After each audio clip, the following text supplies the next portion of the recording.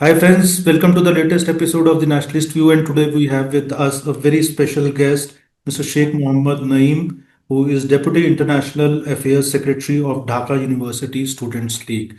Naeem Saab, welcome to the show. Thank you for having me, Mr. Arun. So we are going to talk about the current situation in Dhaka and overall in Bangladesh. So as we know that on 12th of February 2026 there are going to be elections. The elections have been scheduled. Now let's go back a little bit. So Mr. Naeem, my first question is that the event of 5th August started in Dhaka University last year with the quota reform movement. What happened there in basically July 2024, and what was the role of Bangladesh Students League and other liberal democratic student organizations on quota reform movement in 2024? I'm asking this question because the regime change which happened in Bangladesh, so it has been positioned that it was basically an outcome of the quota reform movement. So please. Yeah, thank you for asking me this question. So, starting my thing, like during July, initially, the mass students had protested against the 56% quota system of government jobs in Bangladesh.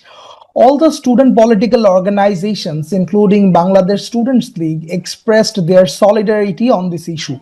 But secretly, Bangladesh Jatiyotawadi Chhatra Dal, the student wing of BNP, and the Bangladesh Islami Chhatra Shibir, the student wing of Jamaat-e-Islami, they were planning to make a face-to-face conflict between general students and the student league leaders, activists. And finally, their master plan had worked properly. They have attacked brutally on student league leaders and activists on 15th of July at 2024 in several universities. On that day, they came to our dormitory area in Dhaka University and they were announcing on mic to gather everyone to attack on the student league activists in front of Bijoy Ekattor Hall, Dhaka University. And then they started creating vandalization, throwing the brickbats to the glasses of student dormitories, crushing the bikes of the general students, attacking on the student league leader, Sabat al Islam. He was bled brutally then. On the same day in Chankharpul area, they had called a huge bunch of outsiders with every native weapon to attack on student league leaders and activists. And many of them got severe injuries during the time, and still they were trying to give over the chaotic situation. At the evening, they initiated beating our female student league leaders at Rokeya Hall, the biggest girls' hostel, the biggest girls' dormitory of Dhaka University.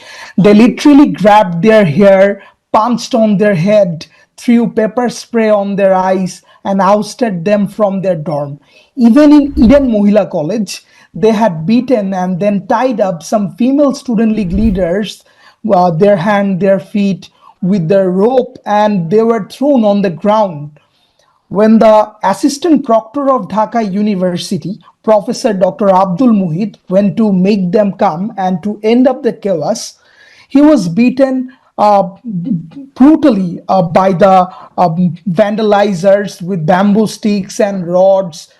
Students took him immediately to the hospital. And after the midnight on that day, they went to all those vandalizers. They went to the student league leaders' room and threatened them with weapons to leave the dorms. So then they have looted and robbed those rooms and threw all the books and the other things. Without any option, student league leaders and activists, they had to move from their dorms to save their life immediately. The next morning, the university had been declared closed. So then this massive chaos turned into a regime change operation. With a meticulous design, they had successfully ousted the government. See, their plan was to provoke the general students against the government, and also they tried to villainize the student league leaders and activists of Bangladesh Student League. And when they saw that the High Court had resolved the issue at 11th of July, they had no choice but vandalization, to continue the movement. So they were making more chaotic situation willingly to provoke the mass people and the general students also. At that time, the law enforcement agencies and the university administrations had to interfere to stop the chaos. And then they provoked everybody against the law enforcement agencies, the police, the army also. So, yeah, that was the situation. So now, what is the overall atmosphere inside Bangladesh universities today for students, academically, socially, politically, and how are the students' education rights, being violated in Bangladesh, both through official actions and informal pressures? Yeah, that's a great question to answer. I was about to talk to you about this. So, in the history of 54 years of Bangladesh, we have never seen this kind of dangerous atmosphere inside Bangladeshi universities. You see, after the 5th of August of 2024, an unconstitutional, unelected government was formed and they had changed the university administration with their own people. Within last 17 months, these newly appointed administrations had rusticated more than 10,000 students in several universities, medical colleges, engineering colleges, science and technology universities, agricultural universities.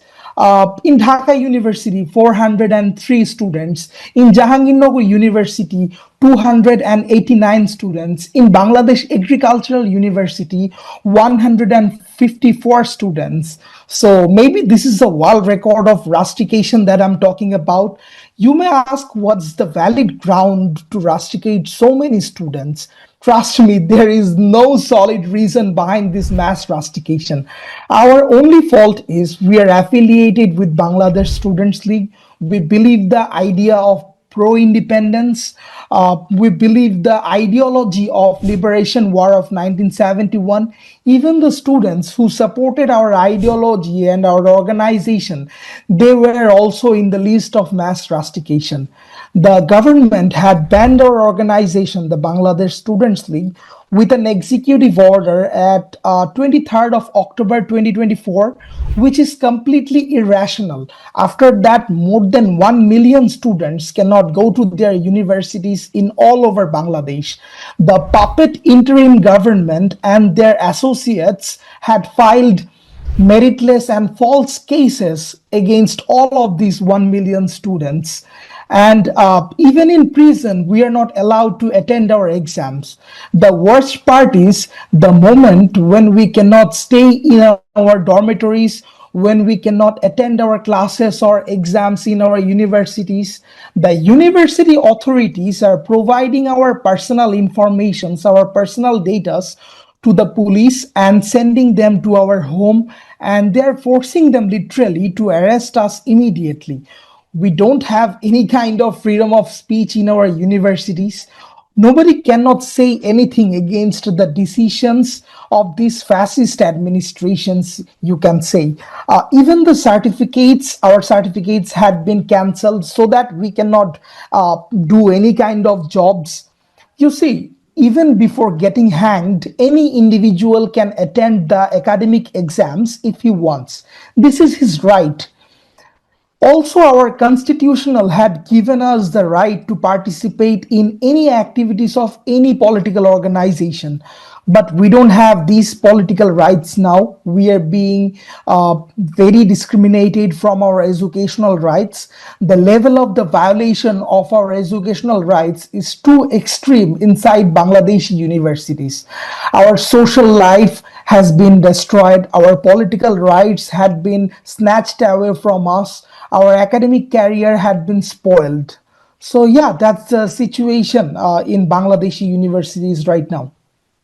Naim sir, can you elaborate a little bit more about, the pattern of mob attacks on students who are being targeted, and also kind of how many students might have ended up in prison, if you can give us a broad estimate. So and so what happens to the academic freedom, youth voices, democratic future? So if you could elaborate a little bit more about this. Yeah, see, after 5th of August, whenever the students who are affiliated with Bangladesh Students League, who are the supporter base of this organization, are being targeted in almost every university of Bangladesh. Even those who loves and respects our father of nation, Bangabandhu Sheikh Mujibur Rahman, whoever talks about him are being targeted. The people who are pro independence and also pro liberation war of 1971, they are being targeted repeatedly. They cannot talk about these topics in their own campus. Whenever we try to enter into our universities to attend our exams, to attend our classes, a certain extremist groups create mob lynching on us. And not only that, even after like they call the police and threaten them, the police, they threaten the police to arrest us at that moment, even if we are innocent, even if there is no criminal case against us. In Dhaka University, Shihabuddin Toimur went to attend his exams and got arrested. And another student, Sharif, went to his dormitory to take his things and faced mob attacks. There were no criminal charges against them, yet they were in prison for a long time. In Rajshahi University, Alfi Sharin Ariana, a female student league leader, went to attend her classes and got arrested. And also in Rajshahi College, a female student league leader, Jannat Pia, had faced severe mob violence while attending her exams. The vandalizers, the mob creators, had punched her on her face, grabbing her hair. She was beaten so badly.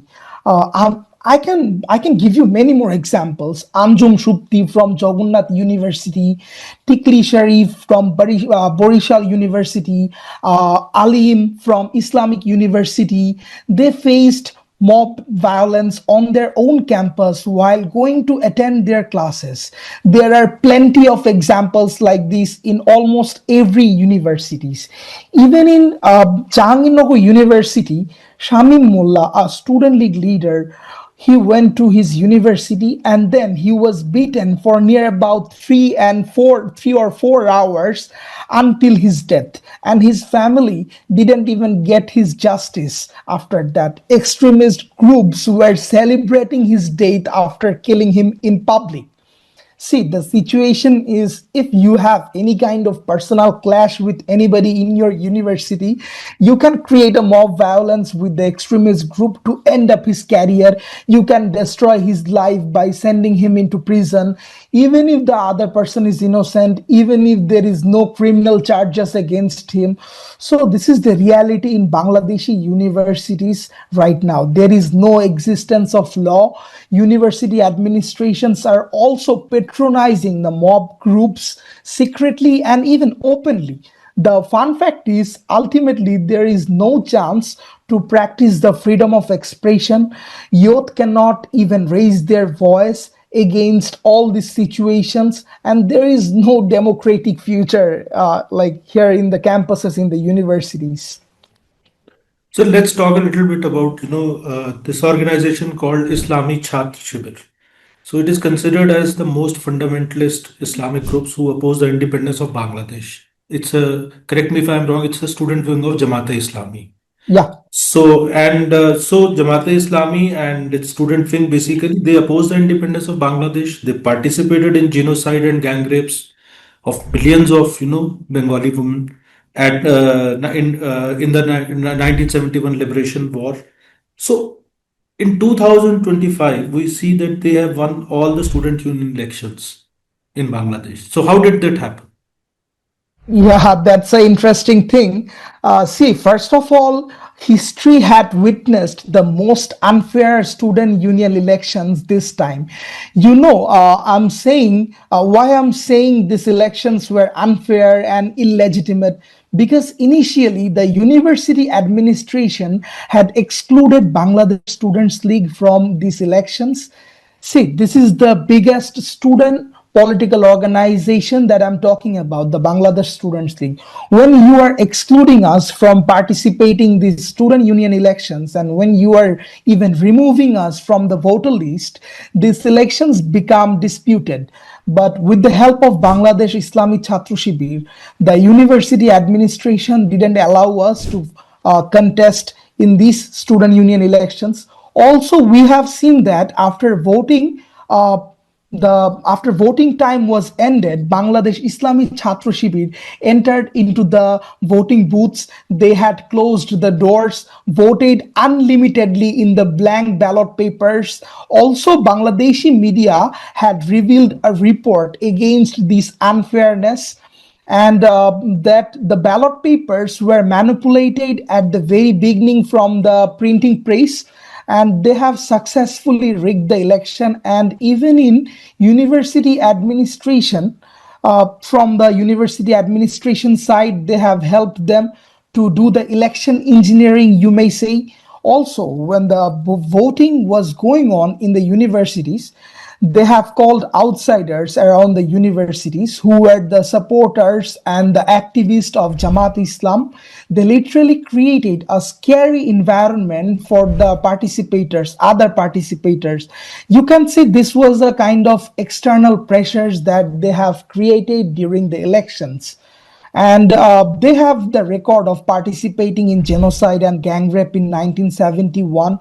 All of we know that they have the most conservative policies for women. Everybody knows their expertise in cutting veins and killing other student leaders. So why would massive students vote them? They have a certain amount of vote bank, it's true, but they knew that they are going to lose in the student union elections if it's fair. So that's why they have chosen to manipulate the election as much as possible, and that's how they have own in all the student union election. So that's how they are controlling the university authorities, and that's how they are controlling the students also in the university areas. So my last question is, Dhanmondi 32, the house of the father of the nation of Bangladesh, Bangbandhu Sheikh Mujibur Rahman. So it used to be a museum after his assassination. Now we have seen, repeated attacks on it by the mobsters. And so who are these people? And is there any freedom of speech for, journalists? Is there any, there have been attacks on cultural organizations also. So what exactly is the situation on the ground, and especially in context of why these repeated attacks? See, Dhanmondi 32, it was the place where Bangabandhu Sheikh Mujibur Rahman used to stay with his entire family. It was the place where the plan of our independence was made, and it was the place where the statement of our independence was announced by Bangabandhu Sheikh Mujibur Rahman. So, 5th of August, some anti national extremist groups initiated the attacking on the Dhanmondi 32, and after that, then again at 5th of February 2025, they attacked on the Dhanmondi 32 once again with bulldozer. And lastly, 17th of October 2025, they repeatedly attacked on it. And the last time they have attacked on it, the 19th of December 2025. So every time they use bulldozer to attack on it, they try to burn down the Dhanmondi 32. See, this was the museum, and this was the place where Bangabandhu Sheikh Mujibur Rahman was assassinated with his entire family. Um, so this was the place which is a historic place for Bangladeshi people. So this place was attacking. So this place was being attacked because the people who were against our independence, who did not believe the idea of our independence, who wanted to be who wanted to be a separate state of Pakistan. So basically, they were trying to vandalize this Dhanmondi 32 again and again. Almost the most the most famous Bangla newspaper, the Prothom Alo, and the most English popular newspaper, the Daily Star, was attacked recently. Also, the biggest cultural organization, the biggest music school of Bangladesh, the Chayanot, the Udichi, it was attacked by those vandalizers. Whenever the media is trying to report the fair news and writing the fair articles, they have to be under pressure because at any time their office can be vandalized and burned down. You may ask what's the law enforcement agencies were doing at that moment. The police, the army was standing there at that moment and they didn't do anything when the media houses were being burned down, when the cultural organizations were being burned down. So they were just standing there doing nothing, and like they didn't even try to stop them for a while. So this is the lawlessness situation, the current status quo of Bangladesh right now. There is no freedom of expression for media. There is no cultural thing in Bangladesh. The fundamentalist people, the Islamic groups, the extremist groups, they are repeatedly attacking on those cultural things. They're repeatedly attacking on the media houses, and also they are repeatedly attacking on that museum, the place where the announcement was made of independence. So and the law enforcement agencies, the government, the army, nobody is doing anything. So this is kind of civil war situation going on in Bangladesh, you can say. The lawlessness is extreme right now in Bangladesh. Anyone can do anything with a group of people, with the mob creators, with the mobsters. So this is what's going on in Bangladesh right now. So we can say, I can conclude by saying that it's a struggle between those who stand for the original idea of Bangladesh and those who do not want to have that idea of Bangladesh. So I think that that's a struggle. No, it's a civilizational struggle, I would say, which is happening right now. It's one of the defining moments in the history of Bangladesh. And we wish and we pray and we hope well for the Bangladeshi people, and we hope that this chaos should get sorted out and Bangladesh should get back to normalcy. And with that, thank you so much for taking time out from your busy schedule and sharing your thoughts, deep insights, and also the ground realities. We'll keep on tracking this story for our viewers, and we'll try and have Naim Saab back on our podcast soon again with the latest updates. And thank you, viewers, for watching. And thank you, Naim Saab, once again for joining. Yeah, thank you, Mr. Arun. Thank you.